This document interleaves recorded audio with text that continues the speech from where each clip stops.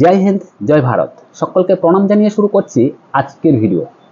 আমাদের দেশে ঘুরতে আসুন, ঘোরাবো, খেতে আসুন, খাওয়াবো, শপিং করতে আসুন, অনেক শপিং করাবো, শান্তিতে থাকতে চান, অনেক শান্তি দেব, চিকিৎসা করাতে আসবেন, হ্যাঁ, উন্নত চিকিৎসা পাবেন।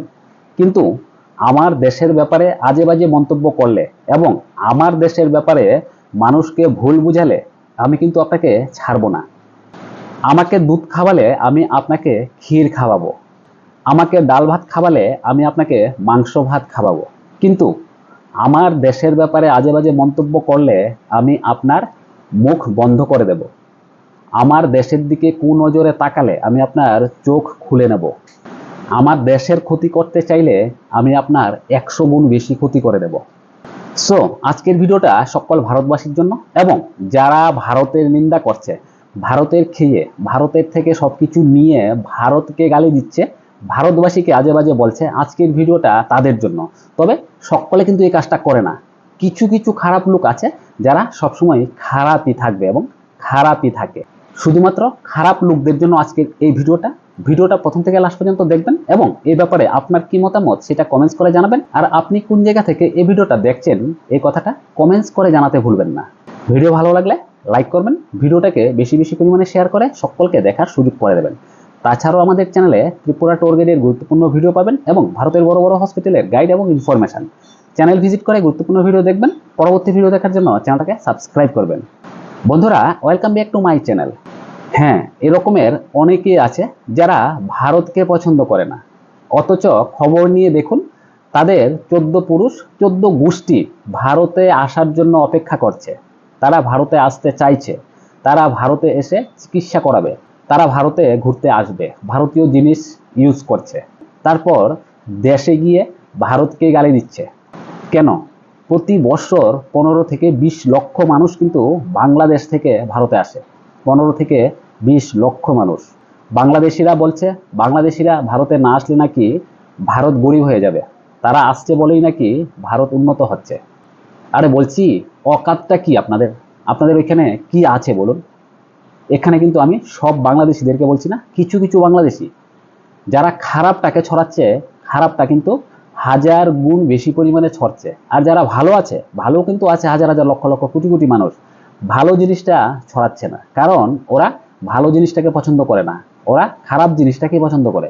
প্রতি বছর লক্ষ লক্ষ মানুষ ভারতে আসছে চিকিৎসার জন্য। দেখুন, যে লোকটা আজকে বাংলাদেশে থেকে, যে বাংলাদেশিটা আজকে ভারতকে গালি দিচ্ছে, ভারতকে নিয়ে আজে বাজে মন্তব্য করছে, তার বাড়ির বা তার পরিবারের কোনো লোক অপেক্ষায় আছে কবে ভারতে আসবে, কবে সুস্থ হবে, কবে উন্নত চিকিৎসা পাবে। যে বাংলাদেশিরা ভারতকে বকছে, দেখুন তার ঘরে ম্যাক্সিমাম আসবাবপত্র বা খাবারের জিনিস ভারতীয়। সে ফেসবুকে, ইউটিউবে এবং বিভিন্ন সোশ্যাল নেটওয়ার্কে এসে ভারতকে গালি দিচ্ছে এবং ভারতের পাঠানো খাবার খাচ্ছে, ভারতের জিনিস ব্যবহার করছে। এটি হলো বাস্তবতা।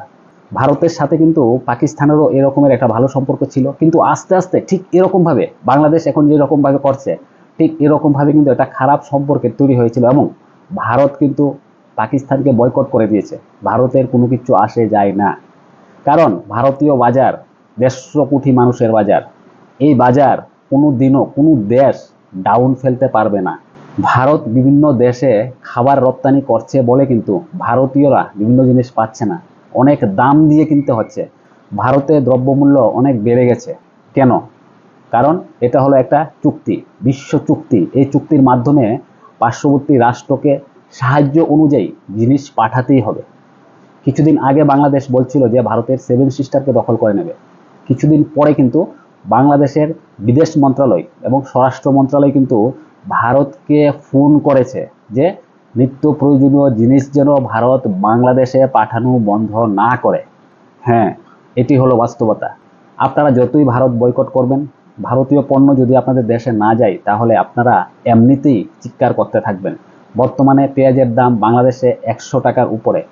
এখন অনেক বাংলাদেশি আবার পোস্ট করছে যে ভারত পেঁয়াজ বন্ধ করে দিয়েছে এবং বাংলাদেশের ক্ষতি করতে চাইছে এবং দাম বেড়ে গেছে।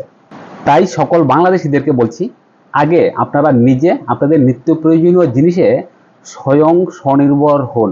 তারপর কারোর সাথে ঝগড়া করতে আসবেন, কাউকে গালি দেবেন। গত কিছুদিন আগে যখন আপনাদের দেশে ঈদ ছিল, তখন কিন্তু আপনাদের এখানে বন্যা হয়েছিল, আপনাদের এখানে নিত্য প্রয়োজনীয় জিনিসের ক্ষতি হয়েছিল এবং আপনাদের এখানে পেঁয়াজ শর্ট হয়েছিল।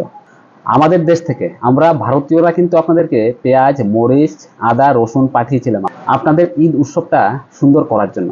তারপর আপনারা আমাদেরকে গালি দিচ্ছেন। আপনারা আমাদের দেশে ঘুরতে আসছেন, সুন্দর সুন্দর জিনিস উপভোগ করে যাচ্ছেন কম টাকা দিয়ে। কম টাকা দিয়ে আপনারা সুচিকিৎসা পেয়ে সুস্থ হয়ে দেশে ফিরে যাচ্ছেন। আপনারা ভারতের দেওয়া উপহারগুলো গ্রহণ করছেন, ট্রেন ইউজ করছেন, অ্যাম্বুলেন্স ইউজ করছেন, ভ্যাকসিন ইউজ করেছিলেন। ভারতের দেওয়া প্রতি বছর শত শত কোটি টাকা আপনারা ব্যবহার করছেন, খাচ্ছেন, তারপর ভারতকে গালি দিচ্ছেন। এই কথাগুলো যদি আপনাদের মিথ্যে মনে হয়, তাহলে আপনাদের দেশের অর্থমন্ত্রী এবং অর্থ মন্ত্রণালয়ে গিয়ে যাচাই করে দেখবেন। তাই সকল বাংলাদেশিদেরকে আমি আবারও সতর্ক করে দিচ্ছি, ভালোটাকে ভালো বলতে শিখুন সময় থাকতে, না হলে কিন্তু অবস্থা খুব খারাপ হয়ে যাবে আপনাদের। প্লিজ ভারতে এসে ভারত থেকে ভালো ভালো জিনিস নিয়ে গিয়ে ভারতের উন্নত চিকিৎসা গ্রহণ করে ভারতে এসে কম টাকায় ঘুরে বাংলাদেশে গিয়ে ভারতকে গালি দেওয়া বন্ধ করুন। তা না হলে কিন্তু আপনাদের অবস্থা পাকিস্তান এবং মালদ্বীপের মতো করবে ভারত। পাকিস্তান এবং মালদ্বীপের সাথে কি হয়েছে এই জিনিসটা হয়তো বা আপনারা জানেন না। পরবর্তী ভিডিওতে ওই জিনিসটাও আপনাদের সামনে তুলে ধরবো। সো এটাই ছিল আজকের ভিডিওটা। এই ব্যাপারে আপনাদের কি মতামত সেটা কমেন্টস করে জানাবেন। ভিডিও ভালো লাগলে লাইক করবেন, ভিডিওটাকে বেশি বেশি পরিমাণে শেয়ার করে সকলকে দেখার সুযোগ করে দেবেন।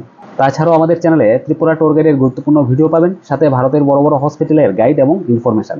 চ্যানেল ভিজিট করে গুরুত্বপূর্ণ ভিডিও দেখবেন এবং পরবর্তী ভিডিও দেখার জন্য চ্যানেলটাকে সাবস্ক্রাইব করবেন। সো আজকের ভিডিওটা সম্পূর্ণ দেখার জন্য আপনাদেরকে অসংখ্য ধন্যবাদ। আবার দেখা হবে পরবর্তী আরেকটা গুরুত্বপূর্ণ ভিডিওতে। পরবর্তী ভিডিও দেখার আমন্ত্রণ রইল। এই সময়টার মধ্যে সকলে ভালো থাকবেন। জয় হিন্দ, জয় ভারত।